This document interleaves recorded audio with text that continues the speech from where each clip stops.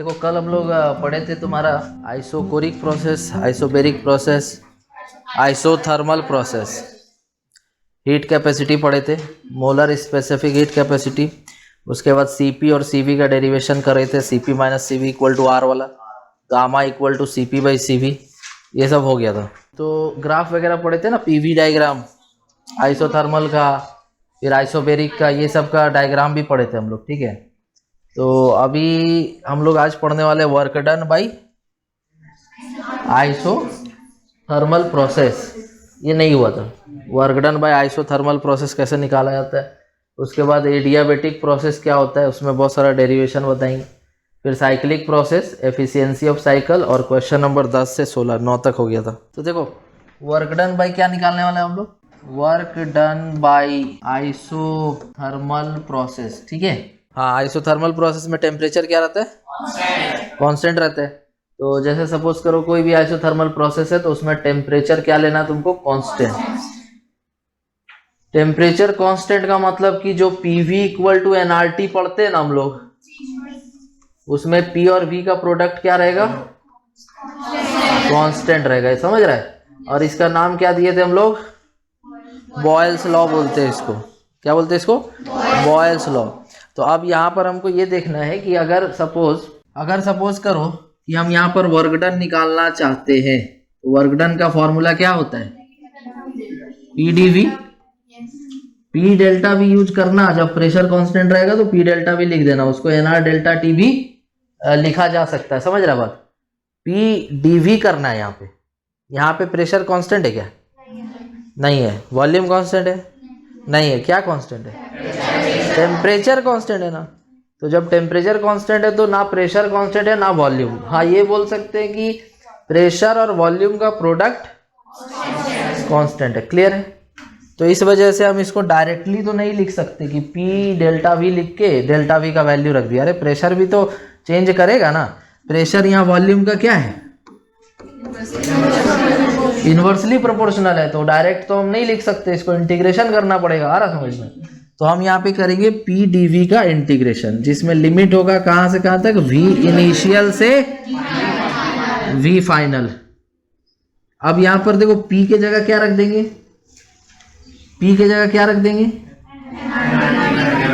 N R T upon V integration DV, कहाँ से कहाँ तक, वी इनिशियल से वी फाइनल, ठीक है। अब यहां से हम चाहे तो एन आर टी कॉमन बाहर निकाल सकते, क्योंकि नंबर ऑफ मोल्स आर और टेम्परेचर क्या माना जा रहा है, कांस्टेंट। तो इस वजह से ये बाहर आ गया, और अंदर इंटीग्रेशन का बचेगा 1 बाई वी डी वी, जिसका वैल्यू इनिशियल टू फाइनल। अब हमको यहाँ पर थोड़ा फॉर्मूला लगाना पड़ेगा कि अगर कहीं पर 1 बाई एक्स डी एक्स होता है तो इसका इंटीग्रेशन लिखते हैं ln x, समझ गया, जिसमें इंटीग्रेशन का लिमिट भी बाद में रखा जाएगा। क्लियर है यहाँ तक, किसी को भी डाउट है, ठीक है। अब यहाँ पर हम आगे बढ़ते हैं, तो वर्क डन इक्वल टू हो जाएगा एनआरटी तो रहेगा ही ना, और 1 बाई वी डी वी का इंटीग्रेशन क्या हो जाएगा, x थोड़ी है यहाँ, ln v, जिसमें लिमिट होगा इनिशियल से, चेंज इन वॉल्यूम हो रहा है इनिशियल से फाइनल। अब इसके आगे अगर हम जाएंगे तो एक बार अपर लिमिट रखेंगे, फिर माइनस लगा के लोअर लिमिट रखेंगे, तो यहाँ पे हो जाएगा N R T ln v final minus ln v initial, clear है। फिर आगे बढ़ेंगे तो work done equal to N R T, देखो ln a माइनस बी, ये कौन सा फॉर्मूला में चला जाएगा, ln a minus ln b equal to हो जाएगा ln a बाई बी, तो ये रख दो यहाँ, ठीक है। तो ये आ जाएगा तुम्हारा ln a बाई बी, बोलो क्लियर है, किसी को भी डाउट है, ठीक है। अब इसको आगे बढ़ाओ, तो work done equal to N R T, देखो ये ln है, ln का मतलब होता है log जिसका बेस e होगा, एक्सपोनेंट, ठीक है। लेकिन तुम चाहो तो इसी को याद रख सकते हो, ठीक। लेकिन कुछ और एक टर्म बताएंगे अभी।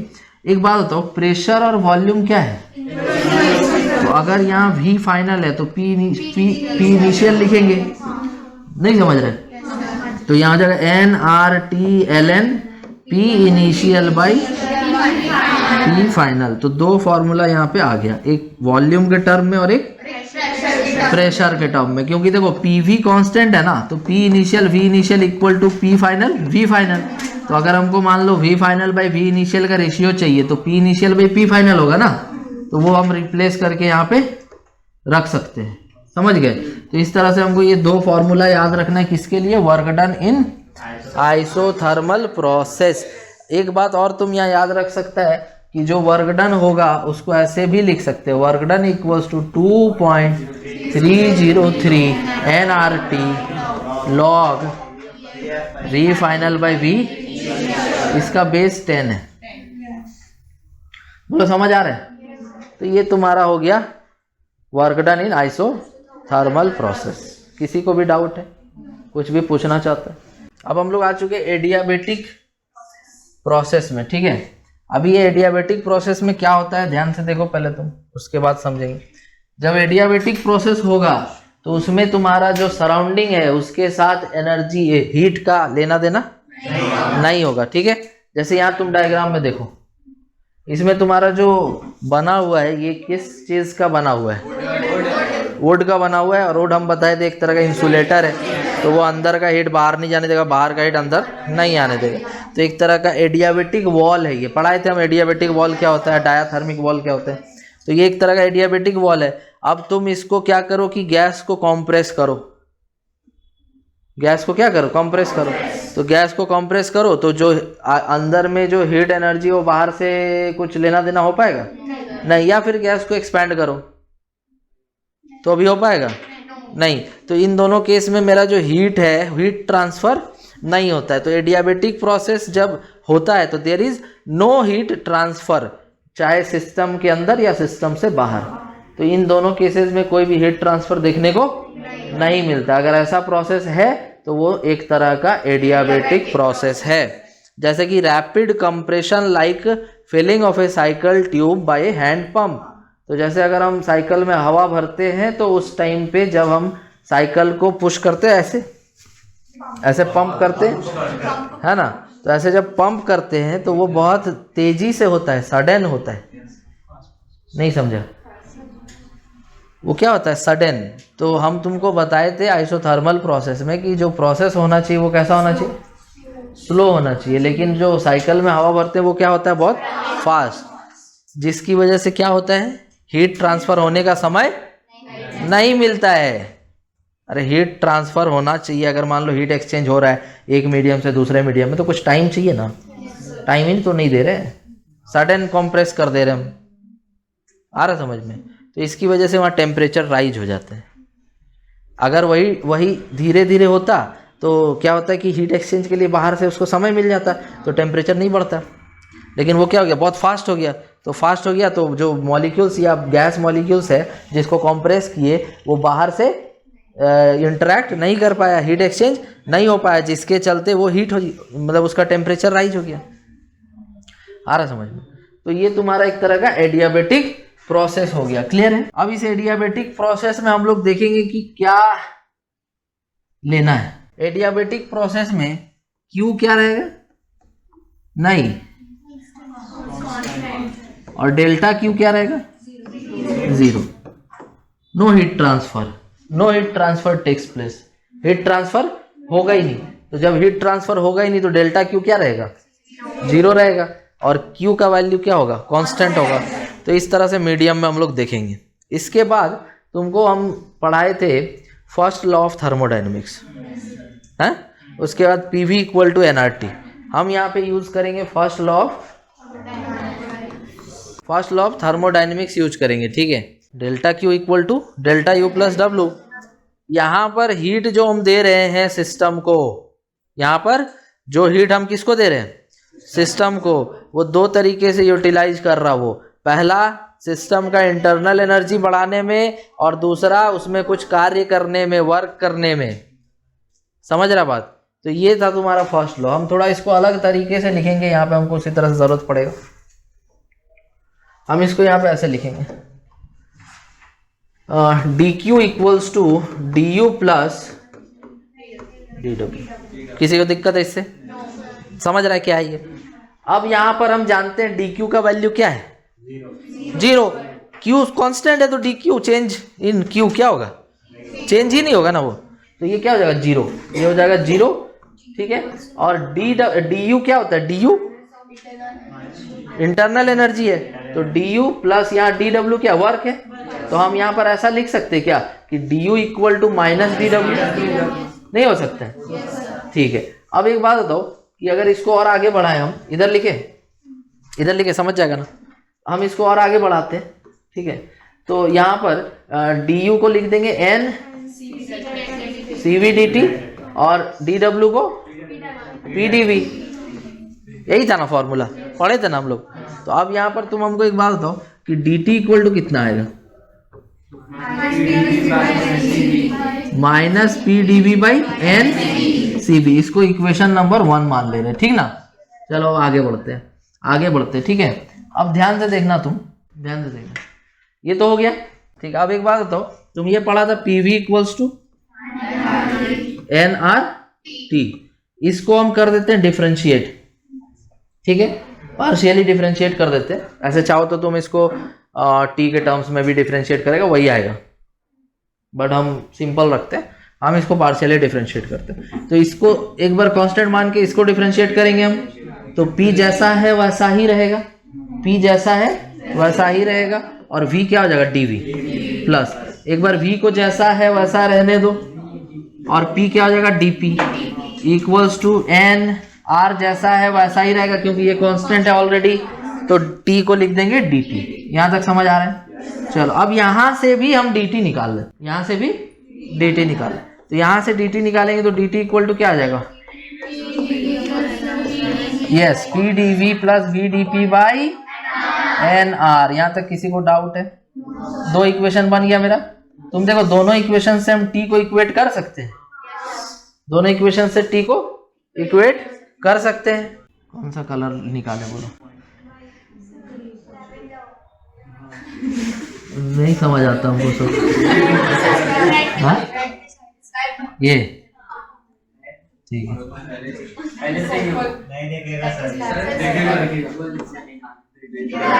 देख रहे हैं क्या तुम लोग? बोरा लेवेंडर नहीं जानते?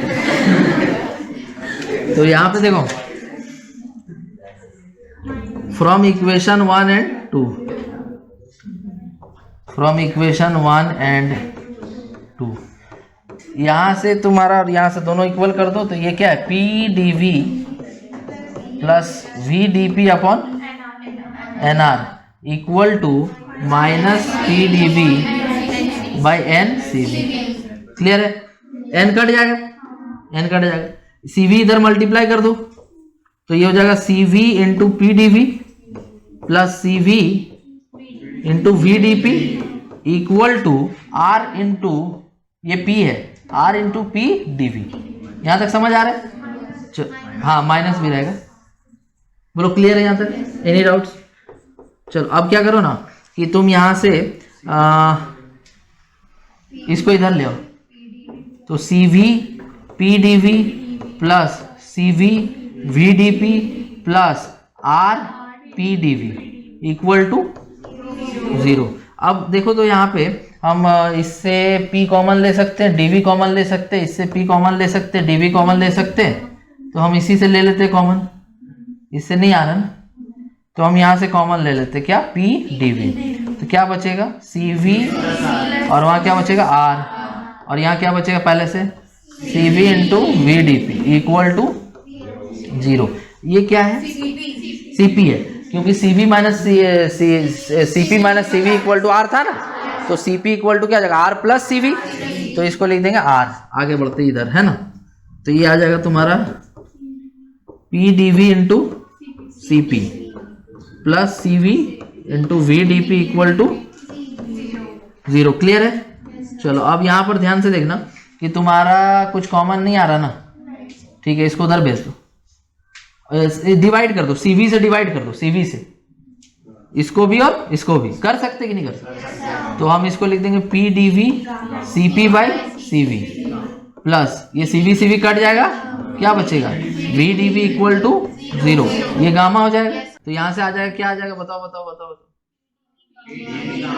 ई D V gamma plus V D P equal to 0।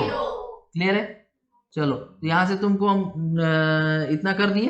अब इसको तुम क्या करो कि वी डी पी जहां है वहीं रहने दो, ठीक है, और इस वाले को उस तरफ भेज दो, तो क्या हो जाएगा, minus gamma P D V. Clear है यहाँ तक? सही है। पी को नीचे ला सकते हैं, तो क्या हो जाएगा, D P by P, V को उधर नीचे भेज सकते हैं, तो minus gamma D V by V. बोलो यहाँ तक क्लियर है? लास्ट में एक और बार D P by P plus gamma D V by V इधर ले आए इक्वल टू 0। बोलो यहाँ तक किसी को डाउट है तो बोलो, 2 मिनट दे रहे। बोलो कुछ पूछना है? क्या पूछेगा, सब तो बता ही दिए। 2 इक्वेशन था, दोनों में से dt निकाले और थोड़ा इधर उधर कर रहे हैं, और क्या करेंगे। मेरे पास 2 इक्वेशन था, एक इक्वेशन ये, एक इक्वेशन ये, दोनों को इक्वेट किया, अभी इधर उधर चल रहा है, कुछ कॉन्सेप्ट थोड़ी है। बोलो इतना समझ गया ना, मिटा दे इसको। इसके बाद हम आगे करते हैं, अभी हुआ नहीं है कंप्लीट, ठीक है। हाँ तो कहाँ तक पहुंचे हम लोग, ठीक, इसके आगे जा रहे हैं, ठीक है, मिटा इसको। तो बताओ कहाँ तक पहुंचे थे हम लोग, D P by P plus gamma, अब करेंगे इंटीग्रेशन, दोनों तरफ क्या करेंगे, इंटीग्रेशन करेंगे, ठीक है। तो इसका इंटीग्रेशन हो जाएगा D P by P plus gamma का तो होगा नहीं, कांस्टेंट है, D V by V equal to 0। अब देखो फिर से वही आ गया 1/x dx टाइप से, तो क्या लिख देंगे इसको, ln p लिख देंगे, तो ये हो जाएगा ln p, और gamma D V by V को ln v इक्वल टू 0। बोलो क्लियर है? 0 नहीं, किसी कांस्टेंट का डिफरेंशिएशन क्या होता है, 0, तो किसी 0 का इंटीग्रेशन क्या होगा, वही तो लिखे। 2 का डिफरेंशिएशन 0, तो 0 का इंटीग्रेशन कांस्टेंट 2, इसे ले लिखे, समझ रहा है। चलो आगे देखो, इतना तक किसी को डाउट है, किसी को भी। अब यहाँ पर हम देखो, अगर कहीं पर ऐसा रहता है ना a ln x, तो हम लोग इसको लिख सकते हैं ln x का पावर, यहाँ दिख रहा है तुमको गामा ln v, तो ये हो जाएगा गामा कहाँ चला जाएगा, पावर में, v का power gamma equal to constant. यहाँ तक क्लियर है? ठीक। अब देखो ये ln a plus ln b का फॉर्म में आ गया, तो अभी थोड़ा देर पहले बताए थे ln a b लिख देंगे, ln a plus ln b equal to ln a b, ln a minus ln b equal to ln a by b, तो यहाँ क्या हो जाएगा, ln a b बोले तो pv का power gamma equal to constant, ठीक है। अब दोनों तरफ एंटी लॉग ले लेंगे, अभी एंटी लॉग लेने के बाद हो जाएगा तुम्हारा pv का power gamma equal to constant, क्योंकि इधर जो भी लॉग होगा वो भी तो कांस्टेंट ही होगा ना। तो ये तुम्हारा हो गया एडियाबेटिक प्रोसेस। तो एडियाबेटिक प्रोसेस में क्या कांस्टेंट होता है, pv to the power gamma, तो ये इस तरह से निकाला जाता है। तो pv to the power gamma is constant in adiabatic process, और तुम ऐसा भी कह सकते हो कि q is constant in adiabatic process, तुम ऐसा भी कह सकते हो delta q equal to 0 in adiabatic process. तुम इतना सारा चीज इसमें तुमको हम बताएं, क्लियर है? निकालने का तरीका क्या है, पहला तरीका है कि हम जानते हैं pv इक्वल टू nRT, उसको डिफ्रेंशिएट करके दूसरा इक्वेशन आया था, एक फार्मूला है फर्स्ट लॉ ऑफ थर्मोडायनेमिक्स, तो उसमें से उसको डिफ्रेंशिएट नहीं किए थे हम लोग, उसमें से बस dt निकाल लिए थे हम लोग, यही किए थे ना जी। du बराबर क्या था, माइनस dw, तो ncv dt और उसको pdv लिखे वहाँ से dt निकाले, तो पहला इक्वेशन दूसरा इक्वेशन इक्वल आ गया, इक्वेट कर दिए। इक्वेट करने के बाद कुछ है ही नहीं, यहाँ थोड़ा सा समझना, इंटीग्रेशन, इंटीग्रेट करेंगे लास्ट में क्या आ जाएगा मेरा pv to the power gamma. तो ये पूरा डेरिवेशन है इसका, ठीक है। किसी को डाउट है तो पूछ लीजिए, मिटा दे। नेक्स्ट क्या पढ़ेंगे हम लोग,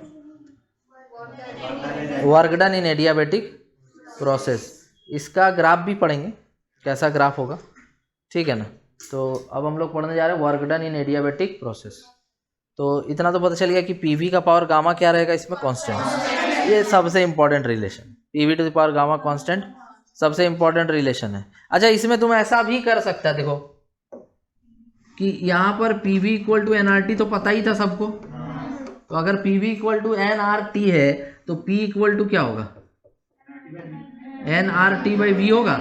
हम यहाँ पी के जगह पे एनआरटी बाई वी रख सकते हैं, और पहले से वी का पावर गामा प्रेजेंट है, कांस्टेंट के बराबर है, तो वी का पावर क्या हो जाएगा, गामा माइनस वन, और ये कांस्टेंट है तो उसको उधर भेज देंगे तो ये भी तो कांस्टेंट ही कहलाएगा ना। तो क्या आ जाएगा, टी वी का power gamma minus one equal to constant. तो ये भी रिलेशन यूज होते हैं, ये पहला रिलेशन, ये दूसरा रिलेशन, समझ गया। और तीसरा में हम क्या करेंगे, v को हटा देंगे, तो v बराबर हम यहाँ क्या लिख सकते हैं बताओ, N R T by P. तो N R T by P का power gamma equal to constant K. तो देखो पी कट जाएगा,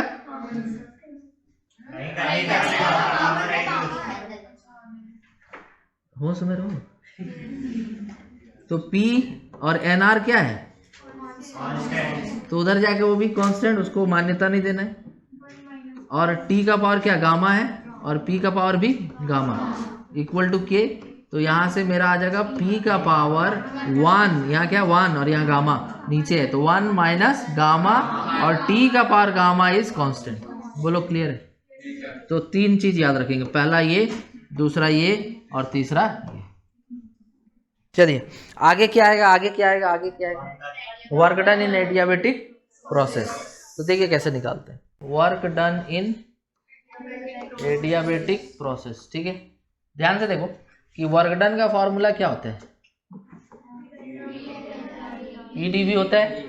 यहाँ ना प्रेशर कांस्टेंट है ना वॉल्यूम, पीवी का पावर गामा कांस्टेंट, क्या कांस्टेंट है, पीवी का पावर गामा कांस्टेंट के बराबर है, पीवी का पावर गामा कांस्टेंट के बराबर है। क्या हम यहाँ पे P बराबर के बाई वी का पावर गामा लिख सकते हैं? चलो लिख देते, इंटीग्रेशन भी करेंगे लास्ट में। अरे पी डी वी क्या स्मॉल एलिमेंट के लिए है ना, वर्क डन छोटा सा वर्क डन है ना, छोटा सा वर्क डन। पूरा वर्क डन निकालेंगे तो लास्ट में इंटीग्रेट तो करना ही पड़ेगा, बट वो बाद में करेंगे, अभी आसानी से समझने का प्रयास करो। तो D W equal to P के जगह क्या लिख देंगे, के बाई वी का पावर गामा डी वी। फिर इसको आगे और बढ़ाएंगे तो D W equal to K V का power minus gamma D V, ठीक है। अब हम इसको इंटीग्रेट कर देंगे तो टोटल वर्क आ जाएगा। क्या के को इंटीग्रेट करेंगे हम, के तो कांस्टेंट है ना, तो इंटीग्रेशन होगा तुम्हारा v का पावर माइनस गामा dv का, कहाँ से, v इनिशियल से v फाइनल तक, लास्ट में रखेंगे उसको, ठीक है। चलो अभी देखो किसी का पावर, जैसे x का पावर n है, ठीक है, और हमको करना है इंटीग्रेट, तो x का पावर n dx को इंटीग्रेट करने के लिए फॉर्मूला लगता है x का power n plus 1 by n plus 1। तो यहाँ पर वही करेंगे, तो वर्क इक्वल टू हो जाएगा के वी का पावर माइनस गामा है, वहाँ पावर n था, तो v का power minus gamma plus 1 by minus gamma plus 1, और लिमिट कहाँ से कहाँ तक, इनिशियल से फाइनल। तो वर्क डन इक्वल टू हो जाएगा के, इसको बाहर निकाल दे, इसका तो कोई काम ही नहीं है ना, कांस्टेंट है ना, अंदर क्यों रखे इसको, तो इसको बाहर निकाल के 1 माइनस गामा लिख सकते हैं, ठीक। और ये क्या हो गया, v का पावर माइनस गामा प्लस 1। बोलो क्लियर है। लिमिट रखेंगे अभी नहीं, लिमिट रखेंगे अभी नहीं, अब ध्यान से देखो। तो वर्क डन इक्वल्स टू के v का पावर क्या आया, minus gamma plus 1 by 1 minus gamma. यहां तक समझ आ रहा है। देखो तो अगर हम चाहें तो k यहां पर है ना, k का वैल्यू कितना है, पी वी का पावर गामा, k को हटाओ, क्योंकि हमको एक फॉर्मूला चाहिए जिसमें प्रेशर वॉल्यूम से लेना देना हो, k से नहीं, तो हम k को हटाते हैं, तो के को क्या रख देंगे, पी वी का पावर गामा, और यहाँ पहले से क्या था, वी का power 1 minus gamma, 1 minus gamma by 1 minus gamma. अब देखो ये v का पावर गामा है और ये v का पावर 1 माइनस गामा, दोनों मिलके क्या हो जाएगा, गामा कट जाएगा, plus gamma minus gamma 0 gamma, है ना, तो पीवी बचेगा ना। तो यहाँ पे जो मेरा वर्क आ रहा है क्या आ रहा है, पीवी बाई 1 माइनस गामा। और तुमको याद होगा लिमिट तो तुम रखा ही नहीं था, लिमिट रखा था क्या, तो लिमिट भी तो रखना पड़ेगा ना, तो लिमिट रखो। तो फाइनली तुम्हारा फॉर्मूला आ जाएगा वर्क बराबर P final V final minus P initial V initial by 1 minus. बोलो क्लियर है, बोलो क्लियर है। तो ये तुम्हारा हो गया work done by adiabatic process. देखो जो सबसे आसान हो सकता है वही करके हम बता रहे हैं, ठीक है। हम ऐसा सोच रहे हैं कि तुमको कुछ आता ही नहीं, हो सकता है हम गलत सोच रहे हो, तुमको बहुत कुछ आता है, अच्छी बात है, लेकिन यहाँ पर जो सबसे इजी हो सकता है कि तुमको ज़्यादा इंटीग्रेशन या डिफरेंशिएशन में फंसना ना पड़े, लिमिट्स को किस तरह से आसानी से रखे, वो तरीका हम बताने का प्रयास किए हैं। आप समझ रहे हो, जिसका डाउट है बोलो, हटाया जाए इसको।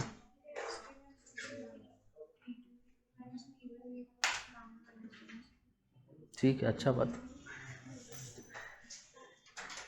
उसमें हम लोग इसका उल्टा काम करते हैं,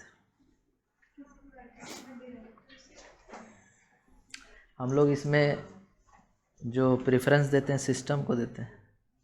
वर्क डन का जो फॉर्मूला लिखते हैं, work done by the gas, हम लोग क्या लिखे थे, पॉजिटिव पॉजिटिव, और उसमें इसमें work done by the gas क्या था, पॉजिटिव, और work done on the gas क्या था, नेगेटिव।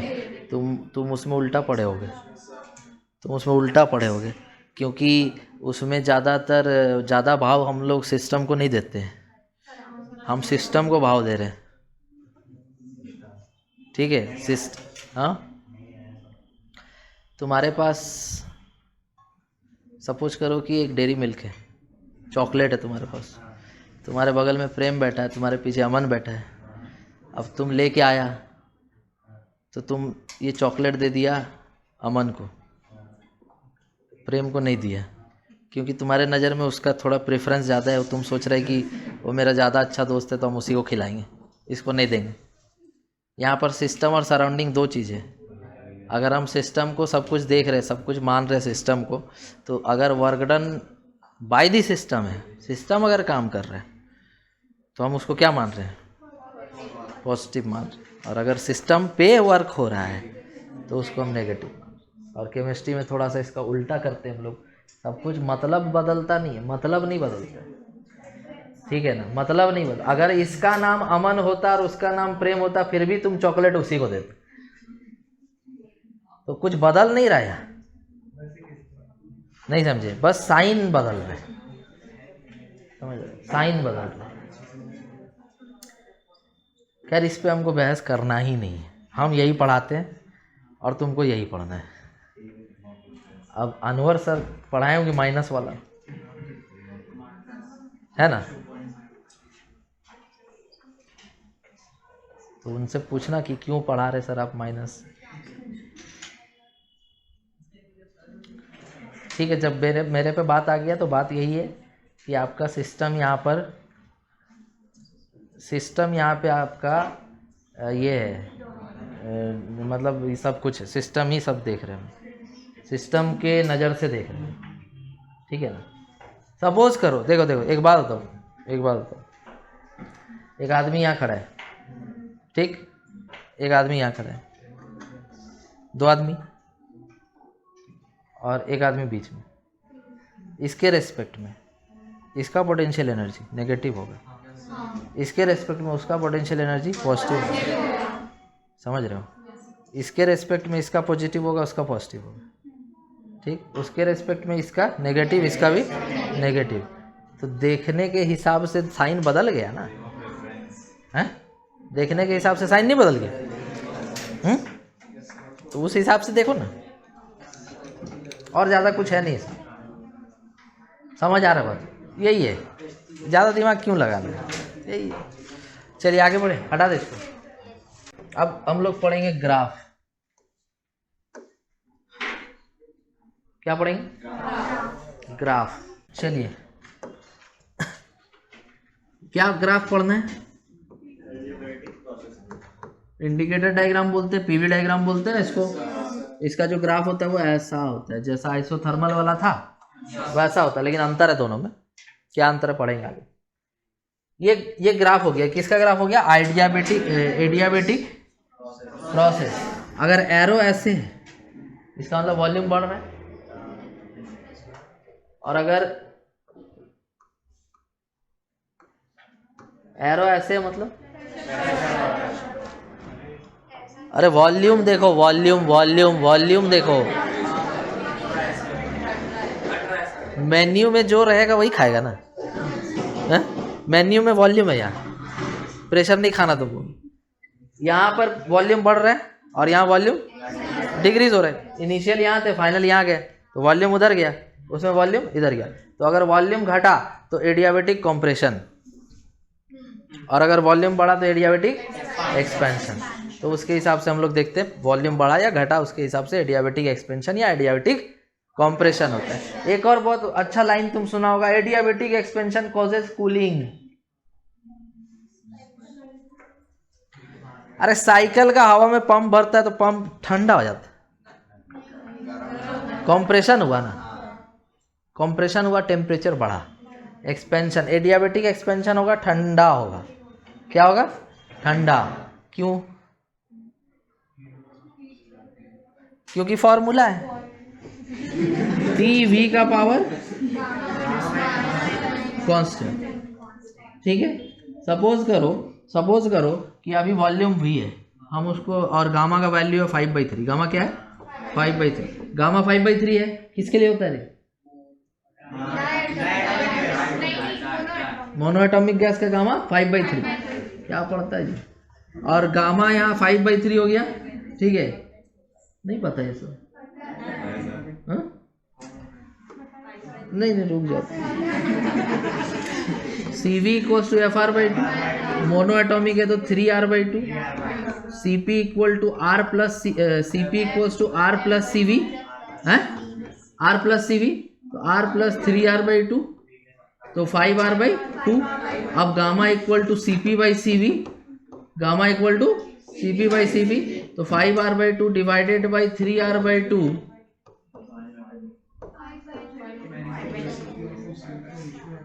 क्या है? 5/3। याद रखो, एग्जाम में हमको लेके जाए क्या?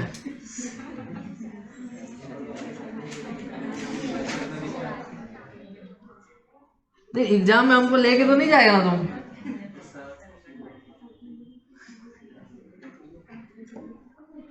तो बताओ, यहाँ इसको ऐसे लिख सकते हैं, टी.वी. का पावर 5/3 - 1, 2/3 इक्वल टू कांस्टेंट। अब हम बताने जा रहे हैं कि एडियाबेटिक एक्सपेंशन कॉजेज कूलिंग, यही बोले ना? ठीक है, देखो वॉल्यूम को बढ़ा दिए तो एक्सपेंशन हुआ। वॉल्यूम पहले V था, हाँ बोलो ना, वॉल्यूम क्या था? पहले V था, अब कर दिए 2V। कितना कर दिए? 2V। तो ये हो जाएगा तुम्हारा T 2V का पावर 2/3, और टेम्परेचर मान लो कितना हो गया? T'। कांस्टेंट तो कांस्टेंट ही रहेगा ना, ठीक है? अच्छा, ये वैल्यू बढ़ा कि घटा? पहले से बढ़ा कि घटा? 2 का पावर 2/3 बढ़ गया ना। 2 का पावर 2/3 क्या होता है? 2 का पावर 2/3 हो जाएगा 4 का पावर 1/3। तो 4 का पावर 1/3 कितना हो जाएगा? लगभग करके बताते रहो।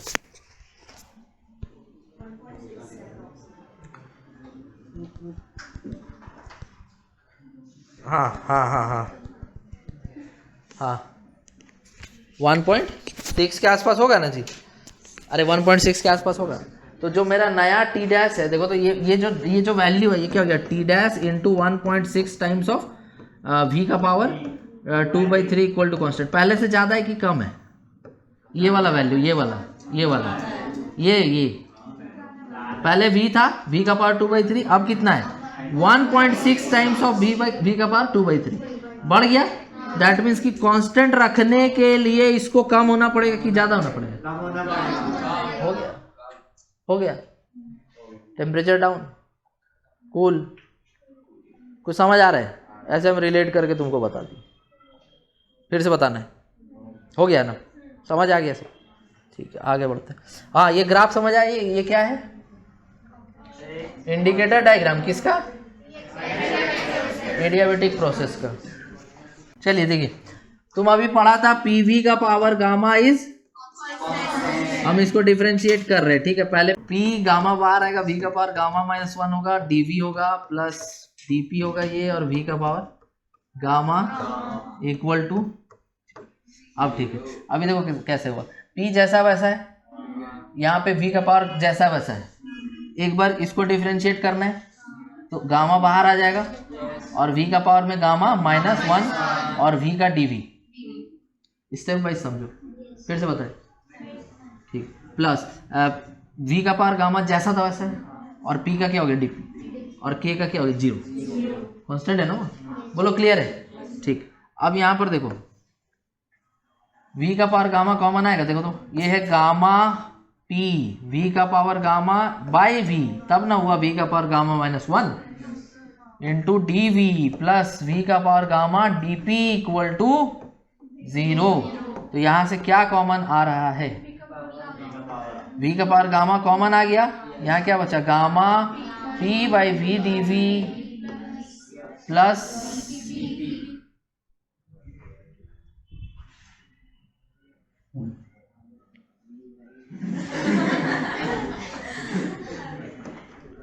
तो ये dv हो गया यहाँ, और यहाँ क्या हो गया? Plus dp equal to 0। अब इसको उधर भेज के 0 कर दो, कोई काम तो है नहीं इसका, ये उधर जाके 0 हो जाएगा। ठीक है, क्या बचेगा? Gamma p by V D V plus D P equal to 0। इसको उधर भेज दो तो डी पी इक्वल टू क्या हो जाएगा? Minus of gamma p by V D V. D V को नीचे ला सकते हैं, तो फाइनली जो मेरा आ रहा है expression dp by D V equal to minus of gamma p by V. तुमको याद होगा आइसोथर्मल प्रोसेस कल पढ़ा रहे थे, तो उसमें बताए थे कि ये एक तरह का क्या है? स्लोप है। क्यों है स्लोप? क्योंकि ये पीवी डायग्राम का है ना, इधर p है इधर v है, और ऐसा ग्राफ है तो p y में है और v x में है, तो ये dy बाई डी एक्स का मतलब क्या हुआ? स्लोप। एडियाबेटिक प्रोसेस का स्लोप क्या होगा? Minus gamma p by V. और आइसोथर्मल का माइनस p बाई वी। दोनों में क्या अंतर है? गामा का कौन ज्यादा कौन कम?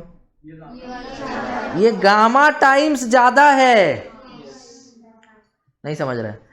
आइसोथर्मल वाला माइनस को मत देखो भाई, माइनस स्लोप मतलब नेगेटिव स्लोप, ठीक है। तुम बस p बाई वी को देखो, p बाई वी था वो, और ये है gamma p by V. Gamma का वैल्यू 1 से 1 ज़्यादा ही होगा, है ना, जैसे मोनोटॉमिक में 5/3, समझ रहे? तो यहाँ पर तुम्हारा गामा 1 से ज़्यादा हो गया, तो वो ज़्यादा है आइसोथर्मल वाला या ये ज़्यादा है? तो हमेशा एडियाबेटिक का स्लोप ज़्यादा होगा। ऐसा हम क्यों बता रहे कि देखो आइसोथर्मल का जो ग्राफ बनाए थे ना p बाई वी वाला, वो भी ऐसे ही था, याद है? और जो एडियाबेटिक का बना है वो भी ऐसे ही है। तो अगर कहीं पर दो ग्राफ दिया हुआ है एक ही साथ और बोलेगा बताओ कौन एडियाबेटिक है और कौन आइसोथर्मल है, तब हमको ये स्लोप कम आएगा कि देखेंगे किसका ज़्यादा स्लोप है और किसका कम स्लोप है। तो हम यहाँ देख पा रहे कि slope of adiabatic curve is greater than slope of isothermal curve. तो हम इसका फोटो भेजते रुको। देखो ये सब तुम लोग समझ में आ रहा है?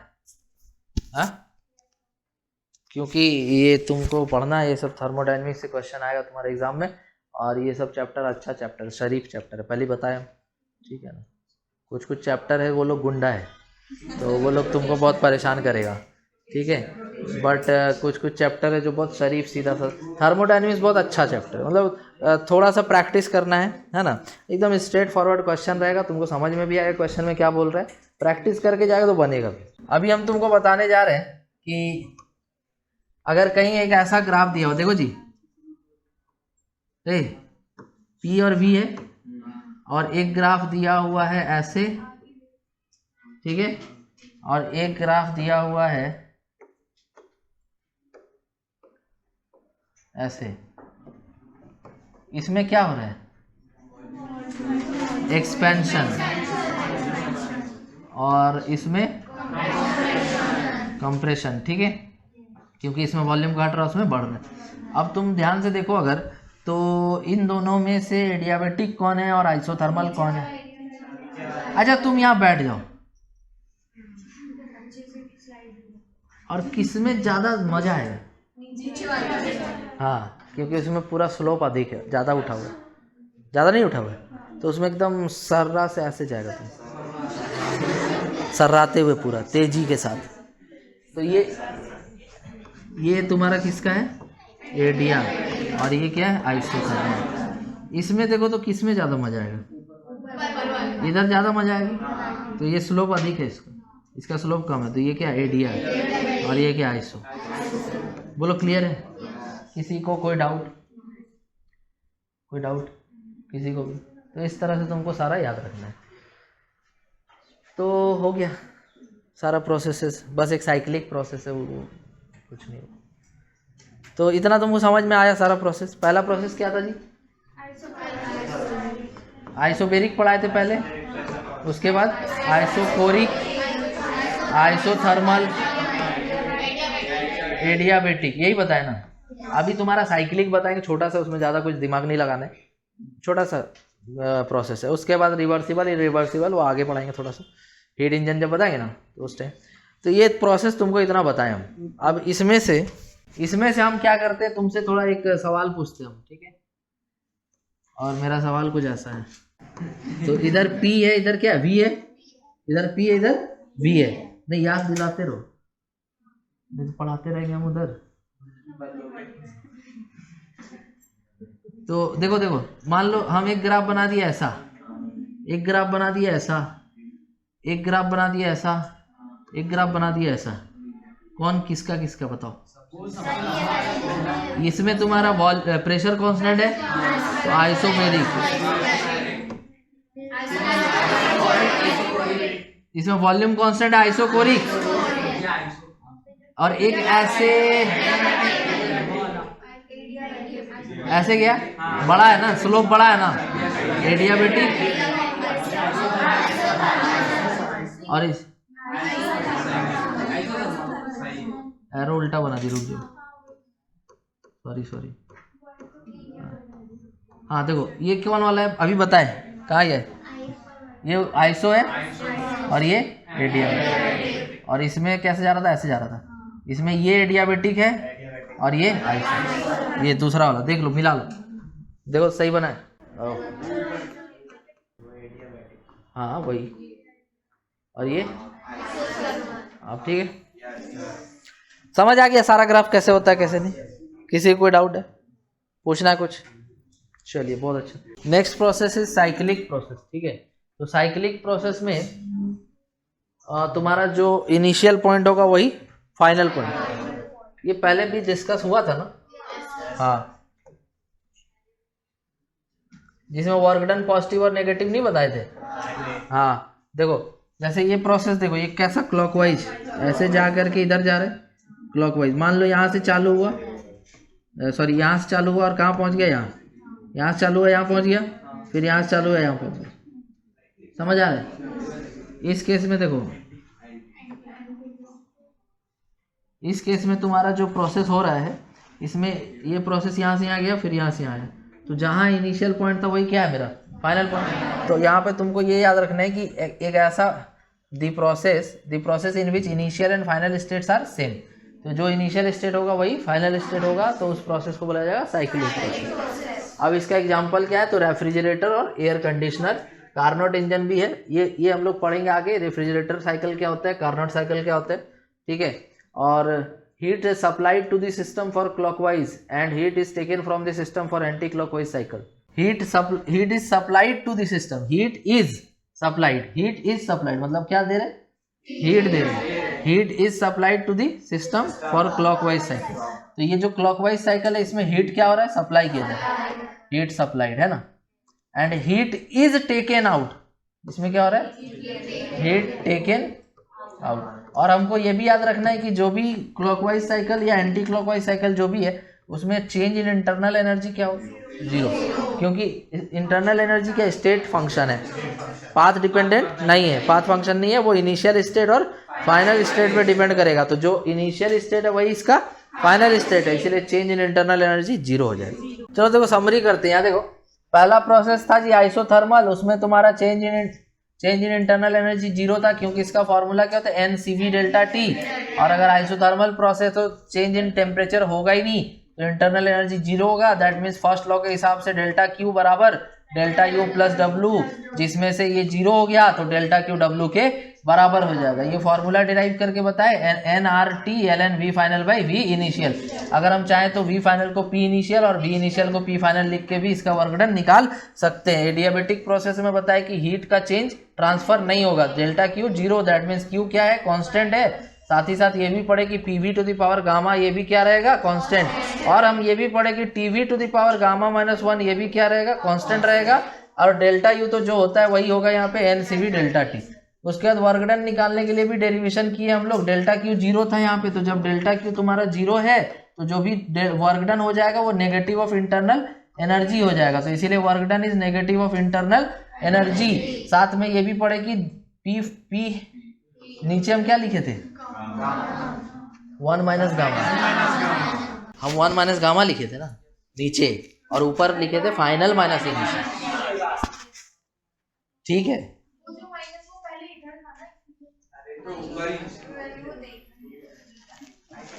अरे नीचे हम क्या लिखे थे पहले ये बताओ, 1 माइनस गामा। अगर हम उसको गामा -1 करते तो माइनस कॉमन आ जाएगा और उसको ऊपर ले पलट दें। नहीं समझा? हाँ बस देखो 1 माइनस गामा सुनने में हमको अच्छा लगता है और उसके हिसाब से फाइनल माइनस इनिशियल, ठीक है।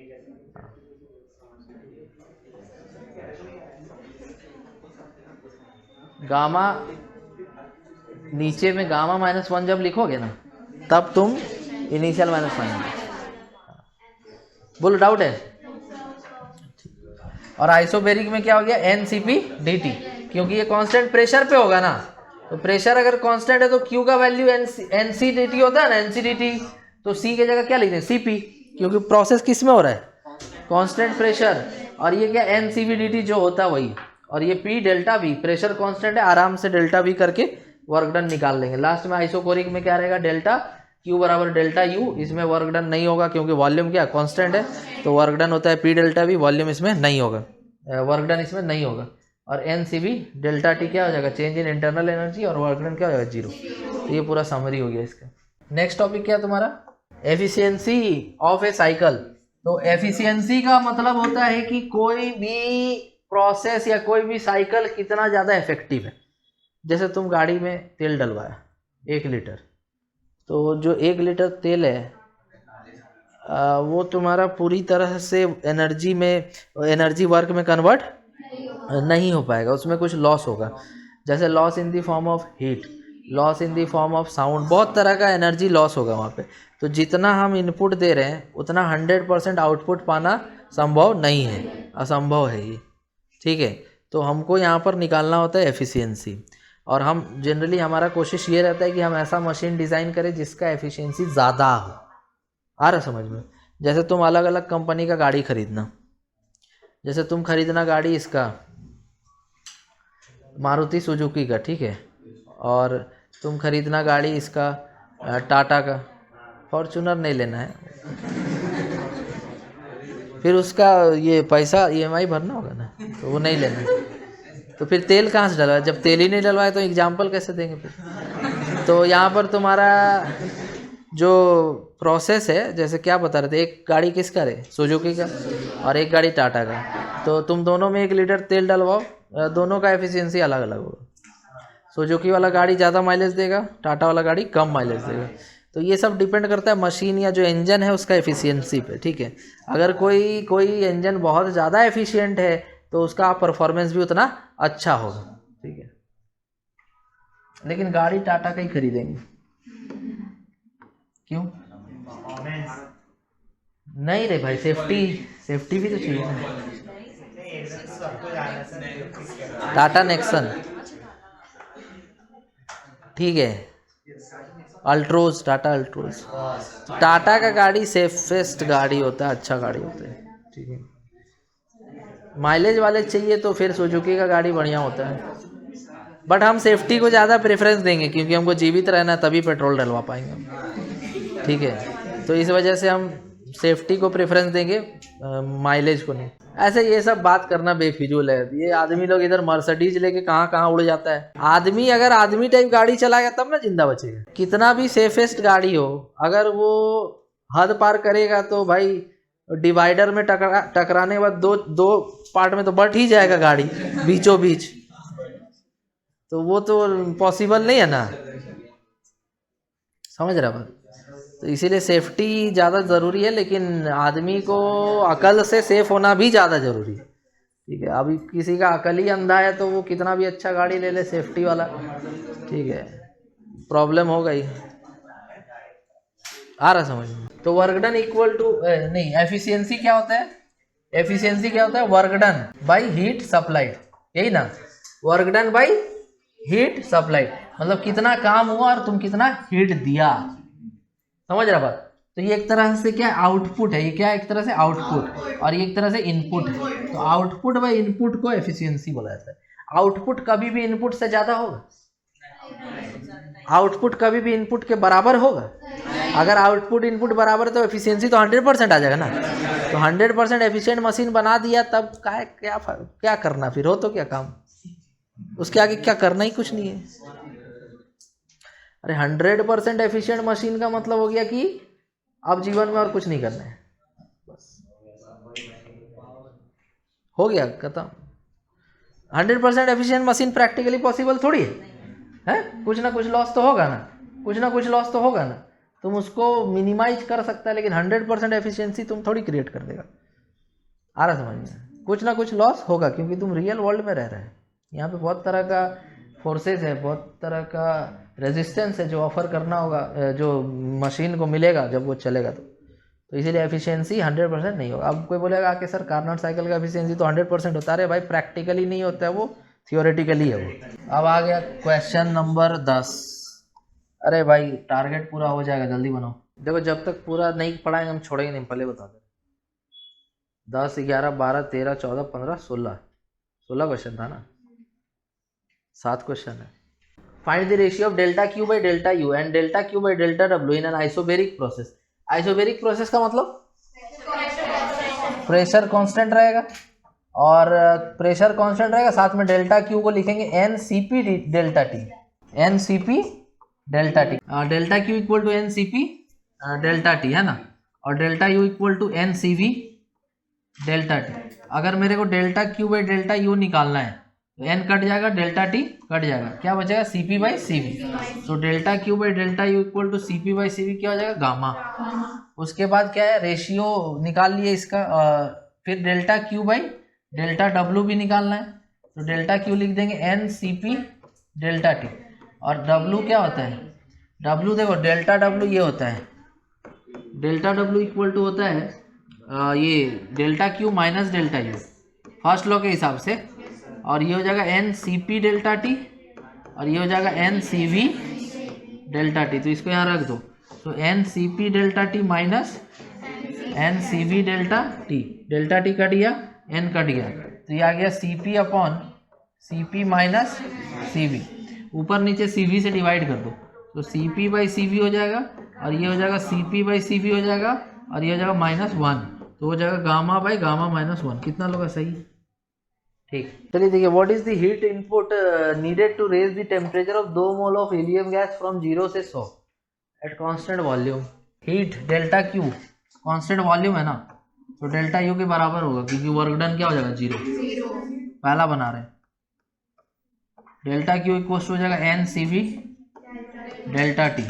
डेल्टा क्यू हो जाएगा एन 2 मोल है, सी वी का वैल्यू क्या है? ये हीलियम है ना, हीलियम है ना, तो 3R/2 FR/2 होता ना, और डेल्टा टी 100, तो ये 300R, समझ गया? 300R, बोलो क्लियर है सबको? तो ये डेल्टा क्यू आ गया पहला का। दूसरा हम बोला था what is the work done by the gas in part 1 अच्छा कांस्टेंट प्रेशर दूसरा, ये पहला था, ये दूसरा देखो बोल रहा है heat supplied at constant pressure ना, तो फिर यहाँ पे हो जाएगा तुम्हारा N C P delta T, pressure constant है तो यहाँ से डेल्टा क्यू इक्वल टू हो जाएगा, एन का वैल्यू 2 मोल है, सी पी 5R/2, सही लिख रहे हैं ना, और डेल्टा टी 100, 200 2 से 2 कट गया, डेल्टा क्यू 500R, बोलो समझ गया। तो ये दूसरा हो गया। तीसरा हम बोला था what is the work done in the by the gas in part 2, part 2 में बोला ना, तो पार्ट 2 में वर्क डन चाहिए तुमको, तो तुम क्या करेगा,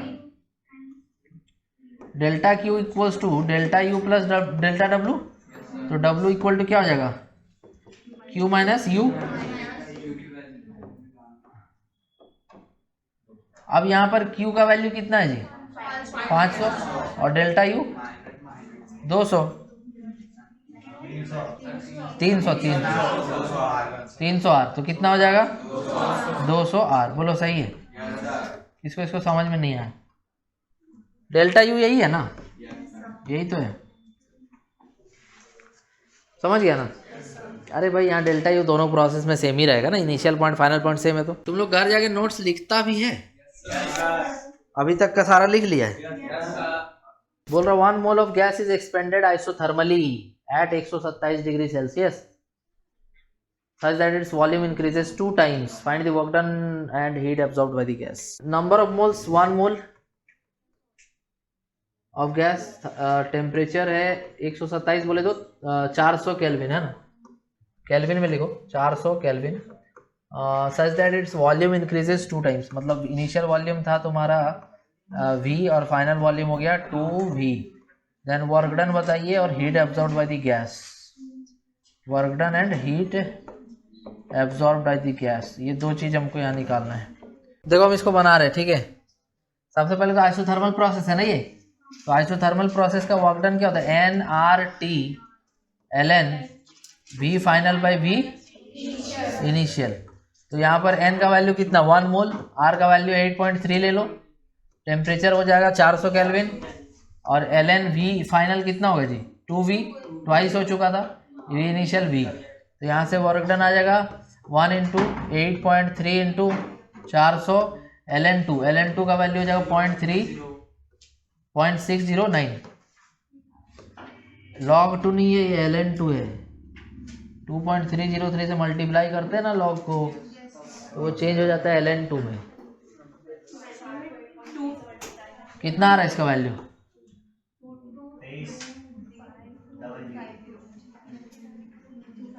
हम कर लें 1 इंटू 8.3 इंटू 400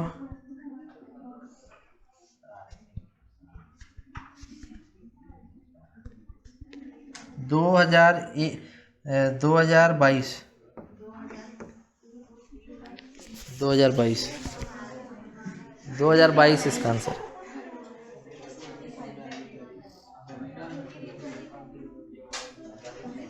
और यही हीट के बराबर होगा क्योंकि यहाँ आइसोथर्मल प्रोसेस में डेल्टा यू 0 है, और फर्स्ट लॉ के हिसाब से डेल्टा क्यू बराबर delta U plus delta W, तो यहाँ ये 0 होगा, आइसोथर्मल है तो ये दोनों बराबर, दोनों का आंसर यही होगा। समझ आ गया। नेक्स्ट देखिए, 2 samples of A gas initially at same temperature and pressure, 2 sample है, दोनों अलग अलग सैंपल है, दोनों टेम्परेचर और प्रेशर क्या है सेम। उसके बाद बोल रहा are compressed from volume V से V/2, एक को एडियाबेटिकली मतलब डेल्टा टी, एक को आइसोथर्मली मतलब डेल्टा टी 0 और एक को एडियाबेटिकली मतलब डेल्टा क्यू 0। तो हमको इससे कोई मतलब नहीं, हमको इससे मतलब है कि जब आइसोथर्मल प्रोसेस होता है उस टाइम PV कांस्टेंट होता है कि नहीं, और जब एडियाबेटिक प्रोसेस होता है तो PV का पावर गामा कांस्टेंट होता है कि नहीं, बोलो समझ आ रहा है, ठीक है। अब हम यहाँ पर अगर मान लो इनिशियल का बात करें तो इनिशियल मतलब P1 V1 और फाइनल मतलब P2 V2 बराबर होगा। यहाँ से P2 इक्वल टू क्या हो जाएगा, P1 V1 by V2, P1 V1 by V2, समझ गया। और यहाँ से अगर हम लिखे तो P1 V1 का power gamma equals to P2 V2 का पावर गामा, यही होता है ना, ठीक है। यहाँ से अगर हमको P2 चाहिए तो क्या होगा, P1 V1 का पावर गामा बाय V2 का पावर गामा। यहाँ तक सही है। अब देखो इनिशियल वॉल्यूम V था और final volume V/2। Initial volume V था और फाइनल वॉल्यूम V/2। ये ऊपर चला जाएगा तो P2 बराबर क्या आ जाएगा 2P1। बोलो समझ आ रहा है? हाँ 2P1। और यहाँ पर जो V1/V2 में V1 का वैल्यू क्या रख देंगे V रख देंगे और V2 का वैल्यू V/2 पावर में गामा। V कट जाएगा तो ये आ जाएगा 2 का पावर गामा इंटू P1। तो इसका प्रेशर इनिशियल, इसका जो प्रेशर होगा in which sample is the pressure greater, तो इसका जो फाइनल प्रेशर होगा ये ट्वाइस P1 होगा और उसका जो फाइनल प्रेशर होगा वो 2 का पावर गामा P1 होगा। कौन चाहता है? 2 का पावर कुछ है जो कि गामा 1 से ज्यादा होगा ना जी, तो 2 का पावर कुछ है जो 1 से ज्यादा है तो ऑलरेडी वो वैल्यू ज्यादा है। सो P2 is greater than P1। ऐसे बनाना था, समझ आ गया? कोई तुक्का नहीं मारना था यहाँ पे, तुमको देखना था कि कौन एडियाबेटिक है कौन आइसोथर्मल है। एडियाबेटिक P1 V1 बराबर P2 V2। इससे फाइनल प्रेशर आ जाएगा P2। वॉल्यूम तो दिया था कि V से V/2 होगा तो रख देंगे तो कट जाएगा तो 2P1 आ जाएगा। दूसरा वाला में क्या था कि P1 V1 का power gamma equal to P2 V2 का पावर गामा, तो वहाँ से भी P2 आ जाएगा। V1 का वैल्यू V ले लेंगे, V2 का वैल्यू 2V ले लेंगे, पावर में गामा है, V कट जाएगा, 2 का पावर गामा इंटू P1 आ जाएगा। समझ रहे हैं? फिर इससे हम कंपेयर कर लेंगे कि 2 का power gamma is greater than 2, तो इस हिसाब से P2 इज ग्रेटर देन उसका P2 इज ग्रेटर देन क्या लिख दिए भाई P2 ऑफ क्या था ये adiabatic is greater than P2 of isothermal. बोलो क्लियर है? किसी को भी कोई भी doubt? Next 2 moles of helium gas. Helium का 2 मोल है, गामा का वैल्यू 5/3 लेंगे यहाँ, ठीक है। हीलियम क्या है? मोनो एटॉमिक गैस है तो गामा यहाँ 5/3 लेंगे। 2 मोल है इसका। आर एज्यूम्ड आइडियल गैस और इनिशियली ये 27 डिग्री पे है और वॉल्यूम ऑक्यूपाई करता है 20 litre. The gas is first expanded eight constant pressure. पहले वो गैस को कांस्टेंट प्रेशर मतलब आइसोबेरिक प्रोसेस कराया उसमें till its volume is double, और वॉल्यूम जो 20 लीटर था वो 40 लीटर हो गया। तो बोल रहा है कि इसके बाद ये जाएगा एडियाबेटिक चेंज होगा इसमें, ठीक है, until the temperature returns to its initial value. मतलब जैसे जब हम एडियाबेटिक चेंज कराएंगे ना तो उस केस में हम उसको पीवी का पावर गामा को कांस्टेंट रखेंगे और हीट एक्सचेंज नहीं होने देंगे, हीट ट्रांसफ़र नहीं होने देंगे, ठीक है। तो उस हिसाब से अगर हम देखेंगे तो फिर उसका जो उसको कहाँ तक ले जाएंगे, जब तक इसका टेम्परेचर पहले जितना था उतना ना हो जाए वहाँ तक हम ले जाएंगे until the temperature returns to its initial value. जैसे शुरुआत में टेम्परेचर कितना था 27 डिग्री सेल्सियस था, मतलब 300 केल्विन था, 300 केल्विन था ना जी। तुम उसको क्या किया एक्सपेंड किया कैसे कांस्टेंट प्रेशर पे, टेम्परेचर तो कांस्टेंट नहीं रहेगा तो कुछ टेम्परेचर चेंज हो जाएगा, समझ रहा है। फिर जब टेम्परेचर चेंज हो जाएगा तो फिर से वो प्रोसेस करने के बाद एडियाबेटिक करेंगे और उसको वापस उसी टेम्परेचर पे ले जाएंगे जहाँ से चालू किए थे। तो तुमको पूछ रहा है determine the final pressure and volume of the gas, also calculate the work done under isobaric and adiabatic processes. तो चलिए हम बताते हैं। देखो हम बता रहे, देखो बता रहे कैसे बनेगा। एक बार बताएंगे, अच्छे से बताएंगे, ध्यान से समझना। सबसे पहले हम यहाँ पर जो मेरे सुविधा अनुसार मेरा जो पहला कर्तव्य होना चाहिए वो ये होना चाहिए कि हम यहाँ पे एक ग्राफ बना लें। उस ग्राफ को बनाने का फ़ायदा ये होगा कि हमको समझ में आएगा कि प्रोसेस कहाँ से कहाँ जा रहा है, ठीक है। मैप क्यों यूज करता है तुम? मैप यूज करता है ताकि तुमको पता हो कि हाँ यहाँ से वहाँ जाना है। मैप बनाते हैं ताकि यहाँ से वहाँ जा पाएँ इजीली। उसी तरह से हम यहाँ पर ग्राफ बनाएंगे पीवी डायग्राम, ताकि क्या हो मेरे लिए आसान हो जाए एक जगह से दूसरे जगह जाना। तो सबसे पहले हमको जाना है कैसा, ठीक है, प्रेशर ना बढ़ा ना घटा। इसके बाद कैसे जाना है,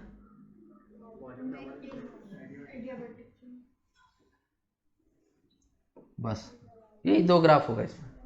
एक होगा कांस्टेंट प्रेशर आगे गए, दूसरा होगा एडियाबेटिक चेंज। तो एडियाबेटिक का ग्राफ बना दिया और एक आइसोबेरिक का ग्राफ बना दिया। अभी कुछ ज़्यादा कुछ किए नहीं हम, ठीक। अब सारा वैल्यूज़ लिखेंगे। देखो इस पॉइंट पर मेरा जो टेम्परेचर है वो कितना है 300 केल्विन, ठीक है। इस पॉइंट पर मेरा जो वॉल्यूम है वो कितना है 20 लीटर। क्या तुमको यहाँ प्रेशर पता है? नहीं है कितना वो पता है? नहीं है। चलो ठीक है, इतना समझ में आया। अब ये आगे गया तो यहाँ पर भी तो प्रेशर वही रहेगा जो वहाँ पे था, ये तो नहीं बदलेगा। वॉल्यूम कितना हो गया यहाँ जाने के बाद? डबल बोले तो अगर वॉल्यूम डबल हुआ तो टेम्परेचर भी तो डबल हो जाएगा। क्यों? जब प्रेशर कांस्टेंट है तो पीवी इक्वल टू एनआरटी के हिसाब से प्रेशर और टेम्परेचर आपस में डायरेक्टली प्रोपोर्शनल है। तो अगर तुम्हारा वॉल्यूम डबल हुआ है तो टेम्परेचर भी डबल हो जाएगा, प्रेशर जितना था उतना ही रहेगा क्योंकि आइसोबेरिक। यहाँ तक समझ में आया। अब आगे बढ़ते हैं तो एडियाबेटिक करते हैं, और एडियाबेटिक करके हम कहाँ जाते हैं? वहाँ पर जहाँ इनिशियल टेम्परेचर था, हम वहाँ पहुँच जाते हैं जितना इनिशियल टेम्परेचर था। तो प्रेशर बदलेगा कि नहीं? बदल जाएगा प्रेशर। वॉल्यूम बदलेगा कि नहीं? बदल जाएगा वॉल्यूम। 3 नाम दे दो इसको। वॉल्यूम भी तो बदल जाएगा ना। क्या टेम्परेचर तुमको यहाँ पता है? हाँ पता है, 300 केल्विन। तो क्वेश्चन में इतना डेटा तुमको दिया हुआ है, तुमको पहले डेटा ढूंढना पड़ेगा, समझ गया। तो ये क्वेश्चन पढ़ने के बाद अगर तुम ये बना लिया तो समझ लो कि तुम्हारा चांस है कि तुम अब 70% क्वेश्चन सॉल्व कर लिया। तुमको भी लगेगा अभी। बोलो समझ आ रहा है? पहले तुम देखना है कि कहाँ से कहाँ जाना, इनिशियल वैल्यू क्या, फाइनल वैल्यूज क्या है, कैसे क्या हुआ नहीं हुआ, ये लिखना पड़ेगा तुमको। क्लियर है? अब चलो आगे देखते हैं। अब यहाँ पर एक बात बताओ, क्या P1 का वैल्यू निकाला जा सकता है? 2 मोल। N का वैल्यू 2 मोल। तो क्या यहाँ पे हम ये फॉर्मूला लगा सकते हैं, PV इक्वल टू एनआरटी? तो क्या हमको टेम्परेचर पता है? क्या हम R जानते हैं? क्या हम N जानते हैं? क्या हम वॉल्यूम जानते हैं? तो क्या यहाँ P1 का वैल्यू इजिली नहीं आ जाएगा? आ जाएगा। और ये तुमको ध्यान रखना है कि 20 लीटर को मीटर क्यूब में चेंज करना पड़ेगा 10 का पावर -3 से गुना करके। ठीक, P1 आ जाएगा, P1 आ जाएगा। क्लियर है? कोई डाउट है तो बोलो। चलो वेरी गुड। अब एक बात बताओ, क्या तुम यहाँ से यहाँ जा रहा है, ठीक है, और ये गामा जो होगा तुम्हारा हीलियम के लिए क्या हो जाएगा? 5/3 हो जाएगा। तो हम अगर यहाँ पर लिखते हैं, हमको P1 पता चल चुका है, हम यहाँ पे लिखते हैं P1, P2 ही नाम रखो ना इसका। P2 किसके बराबर है? P1 के। तो इसको हम लिख सकते हैं P2 V2 का power gamma equals to P3 V3 का पावर गामा।